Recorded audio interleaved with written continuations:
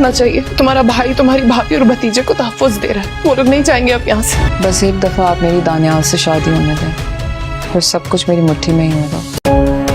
माहम की इद्दत कंप्लीट हो चुकी है, अब इसका यहाँ रहना बनता नहीं। समीर और तुम एक दूसरे को पसंद करते थे, तो रमशा के होते हुए तुम्हारी दाल गलने वाली नहीं, और अब मुझे बाकी डर लगने लगा है। अगर ऐसी बात है तो मैं माहम से शादी करने के लिए तैयार। माहम और दानियाल की शादी अब हो चुकी है और माहम ने दोबारा से इस घर में अपनी जगह बना ली है, लेकिन वह यहीं पर रुकने वाली नहीं है। अब वह रमशा को भी इस घर से निकालने के लिए अपनी प्लानिंग शुरू करने वाली है। वहाँ पर उसामा और मिनाल अब एक दूसरे के साथ बहुत ज्यादा खुश हैं और समीर से ये बात बर्दाश्त नहीं हो रही। वह तो दोबारा से मिनाल के पीछे पड़ गया था और उसको लग रहा था कि जब मिनाल अपने घर गई थी कि वह उसको उसामा से दूर कर देगा, लेकिन यहाँ पर तो मिनाल और उसामा बहुत करीब आ गए हैं और मिनाल अब कभी भी समीर के बारे में नहीं सोचने वाली।